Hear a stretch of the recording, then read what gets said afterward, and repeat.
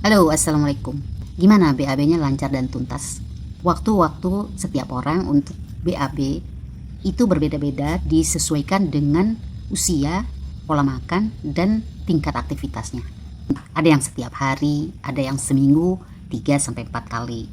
Nah, kalau kita sudah tidak BAB dalam waktu yang lama, itu sudah harus dipertanyakan apa sebabnya dan bagaimana cara mengatasinya.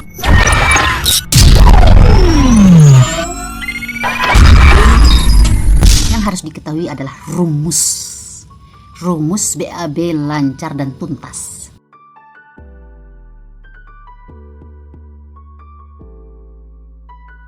Faktor usus yang kondusif adalah ususnya dalam keadaan sehat, mampu untuk menjalankan proses pembuangan, mampu mengeluarkan lendir yang cukup untuk mengeluarkan feses dengan mudah, tidak berlubang, tidak ada radang, tidak ada luka, tidak ada kanker usus atau penyakit-penyakit lain, dan tidak ada penyumbatan. Faktor feses yang kondusif artinya dia tidak keras.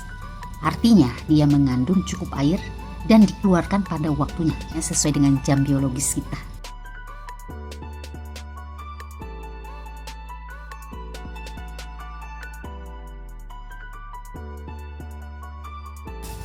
Kita kurang minum, sehingga air yang kita minum tidak mampu mengakomodasi kegiatan-kegiatan yang ada dalam tubuh kita, termasuk BAB. Lalu makanan kita kurang serat. Mungkin kita terlalu banyak makan makanan atau minuman yang mengandung toksik, seperti terlalu banyak makan makanan pedas. Apa-apa harus pedas, harus level sekian. Sekarang ada makanan keripik yang terbuat dari cabai terpedas di dunia. Itu takui. Itu buat apa sih? Itu merusak usus.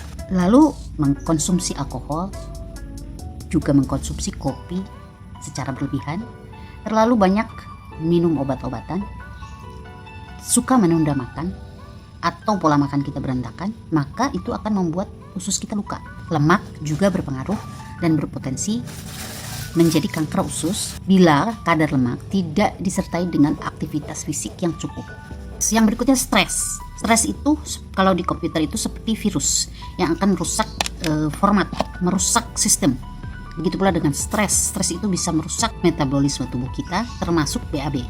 Kita bisa jadi diare atau malah sembelit atau susah BAB. Yang berikutnya adalah kita mungkin pernah atau suka menunda BAB karena sesuatu hal. Itu akan menyebabkan penumpukan feses di dalam usus. Sedangkan di dalam feses itu terdapat kandungan-kandungan yang sudah tidak diperlukan lagi oleh tubuh, bisa disebut sebagai racun. Belum kalau kita banyak makan makanan atau minuman yang mengandung toksik, maka itu pun ada di dalam feses tersebut. Maka usus bisa menyerap racun-racun tersebut dan melalui kelenjar limfa akan diedarkan melalui darah. Racun-racun yang menumpuk tersebut akan membentuk gas, membuat kita menjadi pusing, mual, bahkan muntah, bahkan demam. Dan feses yang mengeras itu pada saat kita akan BAB membuat kita harus mengejan lebih keras, dan itu bisa menimbulkan penyakit yang lain, yaitu wasir atau ambeien.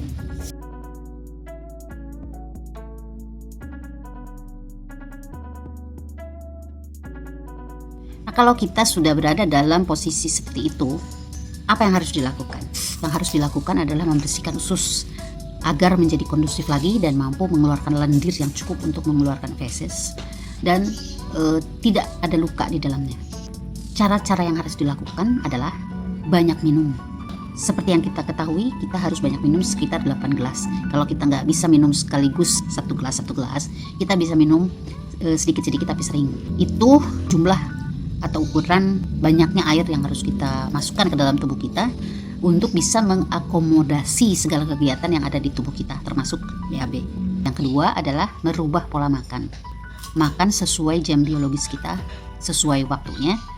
Lalu lebih memilih jenis makanan yang akan kita makan, seperti makanan berserat, buah-buahan yang banyak mengandung air. Juga banyak makan kacang-kacangan, dan itu biasanya ada di dalam makanan lotek.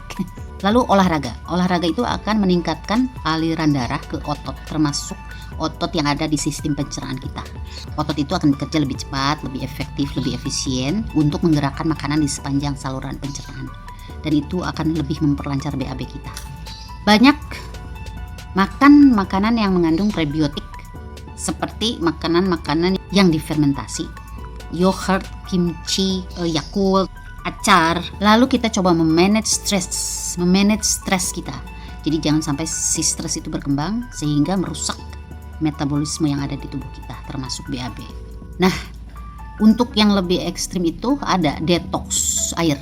Itu biasanya kita harus menyiapkan 2 liter air di botol kemasan ya. Sampai sekitar jam 10 pagi 2 botol itu sudah harus habis. Itu sebelum kita makan dan minum. Yang lainnya kita detox dulu dengan itu. Baru setelahnya kita boleh makan dan minum seperti biasa. Lalu ada lagi hidroterapi. Hidroterapi itu artinya memasukkan air ke badan kita untuk mendorong feses keluar. Nah, itu harus disesuaikan dengan kondisi tubuh kita ya. Jadi harus berkonsultasi dengan dokter. Semoga rumus-rumus yang saya share tadi tentang rumus BAB lancar dan tuntas itu bisa membuat kita lebih mengerti fungsi-fungsi, peranan, dan jalur kerjanya. Jadi kita bisa lebih menjaga fungsi-fungsi dan memperhatikan pola makan kita dan jenis-jenis makanan yang akan kita makan. Oke, semoga bermanfaat. Assalamualaikum. Kepo Channel.